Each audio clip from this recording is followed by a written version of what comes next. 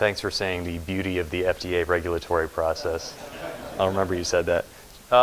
Quick show of hands. How many people here from industry and academia, researchers? Wow. Okay. So there's going to be something for everybody, I think, in this talk, and it's the sort of talk that could probably go for quite a while, and I'm sure there's plenty that I won't get to that you'll wish that I did, but I'll be here the rest of the day, so feel free to stop by and say hi. So what I'm just going to spend some time talking about is roadblocks, speed bumps, whatever you want to call it, things that might otherwise slow you down on the way to getting a device approved. And in some cases, if you're a researcher, that approval might be getting your study off the ground. If you're in industry, that approval might first mean getting your study off the ground and then getting marketing approval. So I'm just going to run through a very, very brief organizational and regulatory overview. This isn't going to be like the typical talk that I give where I go through all the nuts and bolts of device regulations. That's not really the type of thing that we're talking about today. I'm going to go through some common concerns, some of the lessons that we've learned, how we're addressing them as FDA, and some of the things that you can be doing. And then I'll just close out with talking about some other available resources and programs. Very brief overview of CDRH, the Center for Devices. I'm in the Office of Device Evaluations. I'm the chief of the Neurostimulation Devices branch. There are 7 divisions within the Office of Device Evaluation covering cardiac, ortho, gastro-uro, and neuro. So if you're dealing with CDRH, so Andy would have been dealing with the Office of In Vitro Diagnostics and Radiological Health. They are similar to what we do, but they're obviously the more in vitro side of things. A lot of the other diagnostics do fall within ODE. But within CDRH, probably the 2 offices that you would be working with the most are going to be ODE and then the Office of Compliance. So within this talk, I'm not really going to get into the whole manufacturing side of things. Obviously, that is a very, very big, very important part of the process. And so it's not something that you really want to ignore as part of the whole translational process. I'm going to focus mostly on things that are related to the Office of Device Evaluation. So just very quickly, there are 3 branches within our neuro division. So I'm chief of the Neurostimulation Devices branch, and then we have the 2 other branches. Not everything that is neurostim comes through our division. If it's incontinence related, it's going to go to the gastro-uro group. Things that are, so like vagus nerve for heart failure, that's going to go to the cardiac group. Most of everything that's neurostim related, though, is going to come through my group. Also, very, very briefly, I won't bore you with this. The device classification system is based on the level of regulatory control that's needed to provide a reasonable assurance of safety and effectiveness. And I can go into much more detail during the Q&A if you want me to give you the actual definitions of that. Basically, Class 1, subject to only general controls authorized by the Food, Drug, Cosmetic Act, toothbrushes, Band-Aids, really simple things like that. Class 2, general controls alone are insufficient to provide a reasonable assurance of safety and effectiveness, and there is sufficient information to establish special controls. So an example on the neurostim side, transcranial magnetic stimulation. Class 3, general controls are insufficient and you don't have enough information to establish special controls. DBS is a great example of that. And so there are different regulatory submissions with different timelines depending on what type of device you have, what class would fall into. Class 3, you have PMAs. Class 2, you have 510Ks, and then de novos are for things that kind of are in the Class 2 area. It's for something that isn't comparable enough to something that's on the market, otherwise it would have gone through the 510K process. So just quickly going through some of the major common concerns that we've seen in the past and how we're working through them. Understanding, and I'm sure you've all experienced this, our regulatory process is not perfect. Are we still trying to improve it? Yes. And as you can see by the number of guidances that we issue all the time, all the different regulations that we're updating and revising, we are trying to improve the process and making it more predictable for all of you, because believe it or not, I don't want to make the process confusing because that makes more work for me. So I like to make your lives easier because it helps make my life easier.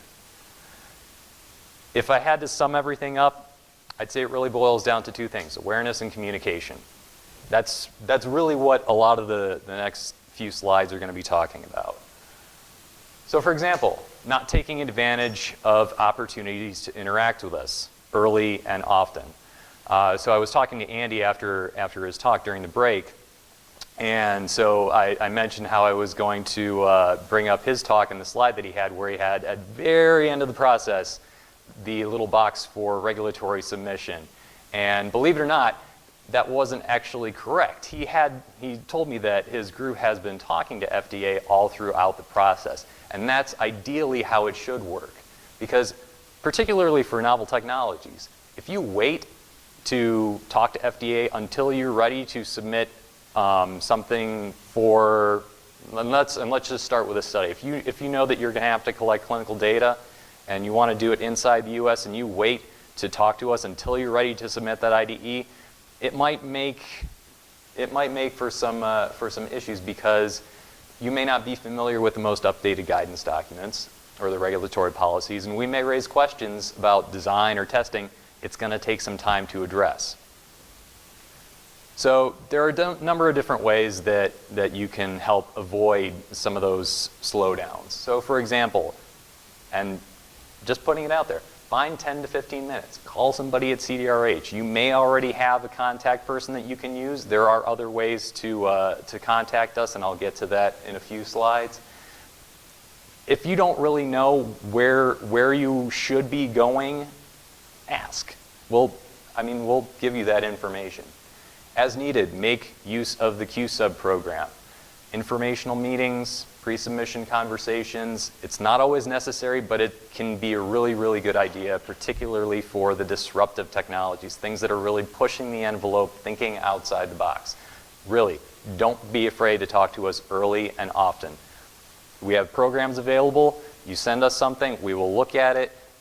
If it's completely out of left field or something like that, and we're not sure that it's something that we should be commenting on at that time, we'll tell you that, and we'll try and steer you in the right direction. So a little bit more about the Q-Sub program. And I'm not sure if these slides are going to be made available, but it's technically the request for feedback on medical device submissions. That is the guidance document that is out there that goes through all of the different things that are part of the Q-Sub program. One of the reasons why we have such a structure for this is because even though we want to be able to give you all the feedback that you need, and we certainly encourage you to do so, we want to make sure that we're tracking all of this, because obviously we're a government agency. We have to make sure that our time is being well spent. So we just want to make sure that we're keeping track of all the different conversations that we're having with everybody. No user fee. One caveat, I don't know how that's going to change in the next round of user fee negotiations, but for right now, it's free. As far as I know, there's going to continue to be no user fee. It is more of a casual, sort of informal sort of process.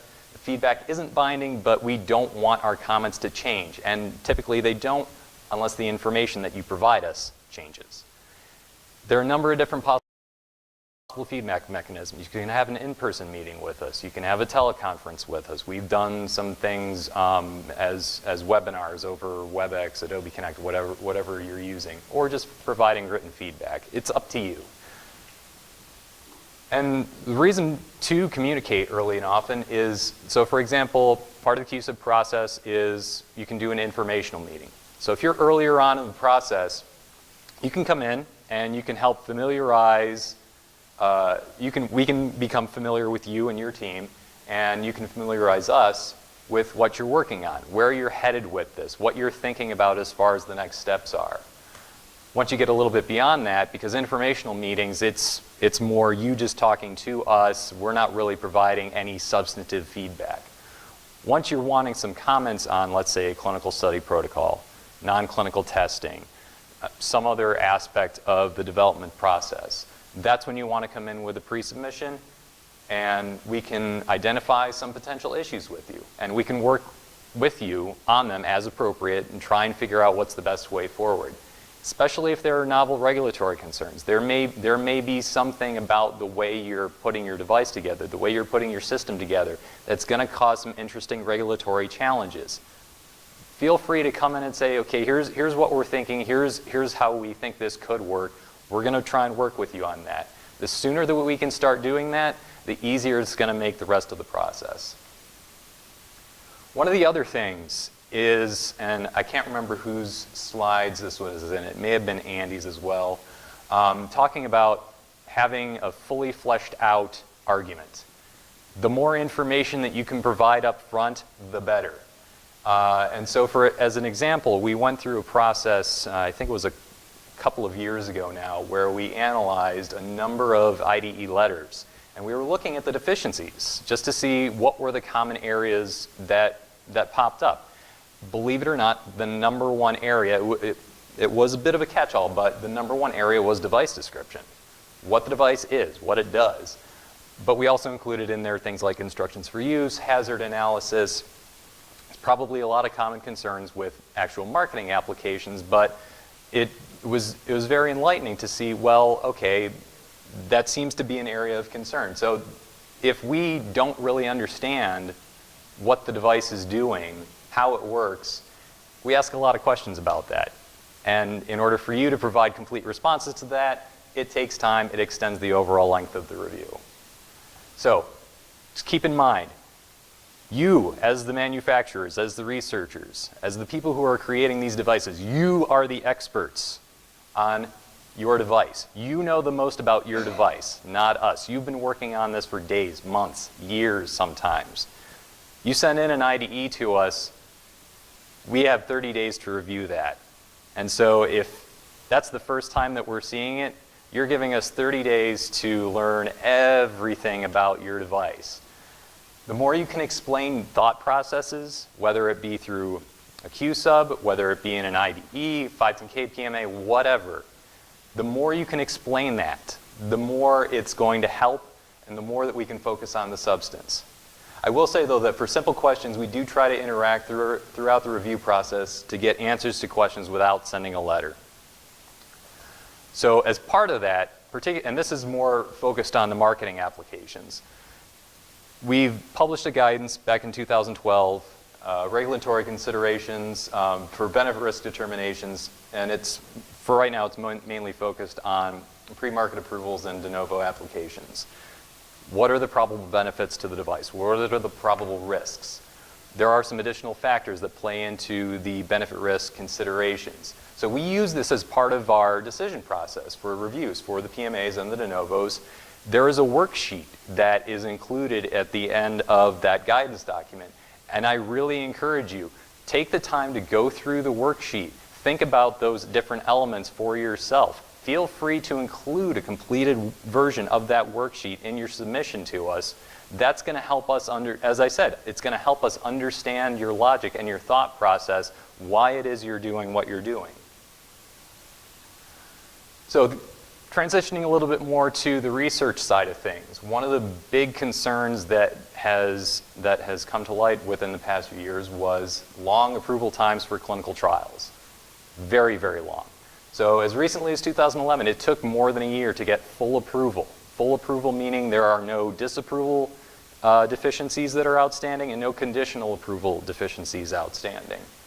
And one of the big issues with that was that IDE applicants would typically not hear anything until the letter got to you. And the deficiencies, even some of the disapproval deficiencies, might have been fairly straightforward and not particularly difficult to resolve.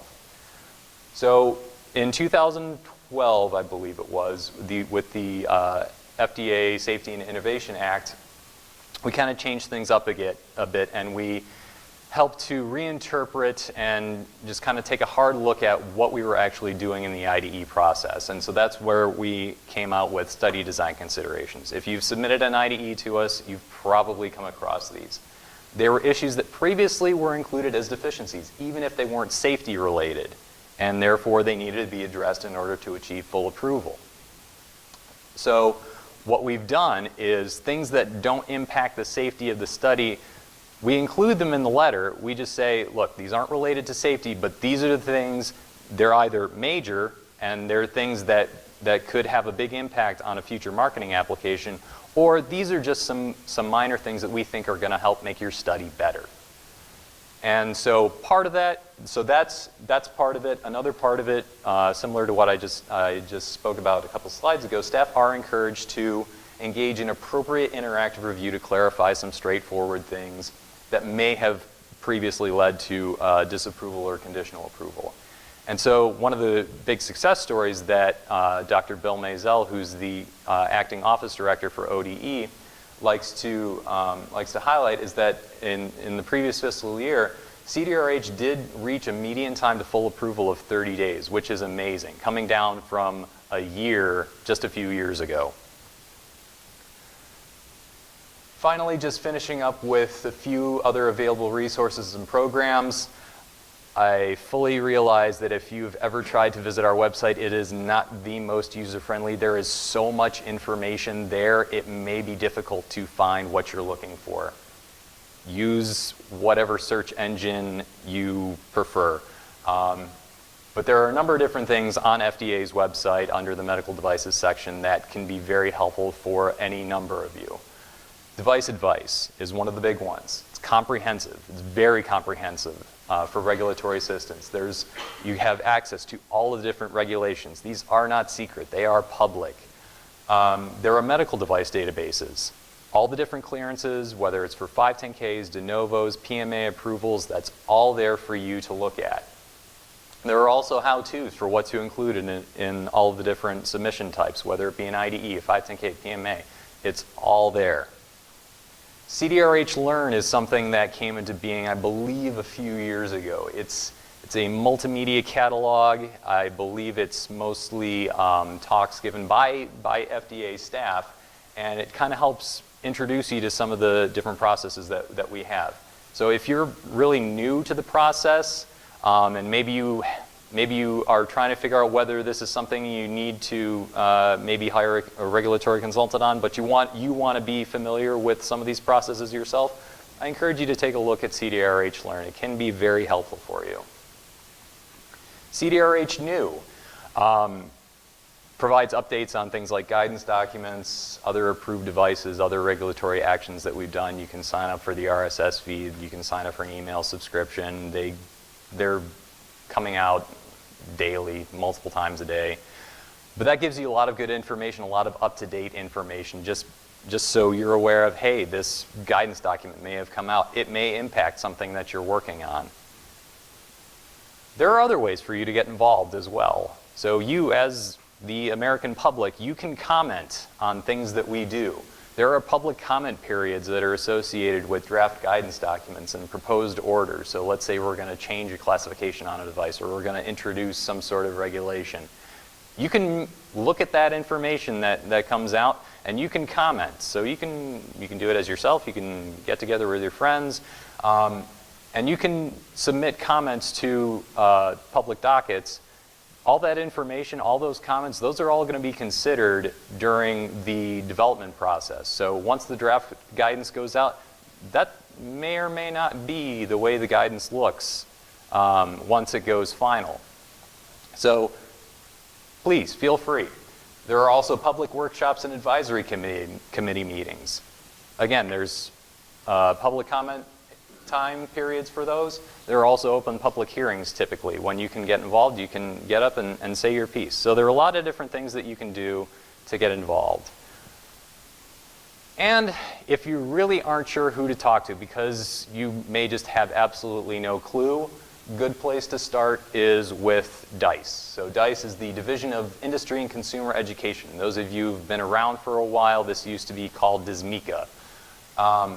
And so they are the ones who, they're kind of the customer service hotline, I guess you could call it, for CDRH. And they can definitely take your question, figure out who to send it to, and let's say it gets routed to somebody in my branch, we'll get in touch with you. So you can contact them by phone or email. So just to sum everything up, and I know I kind of flew through the slides, trying trying to stay on time quite a bit. There are a lot of different things that we've noticed that we're trying to improve, a lot of things that we can all be doing in order to help make the process smoother, make it more predictable. Don't be afraid to ask questions. Don't be afraid to come in and talk to us about any number of different things, because we are trying to help you get through the process as expeditiously as possible. There are things that are going to take a lot of time, as Steve was talking about, the development process and actually running a clinical trial. That's a lot of time that's going to be spent. There may not necessarily be a lot of time that you can save on that. There might be, but what we're trying to do is help improve the actual regulatory process of getting things through the approval process and just the review processes, and hopefully working together with all of you, we can improve it even more. So thank you, and there's my contact information.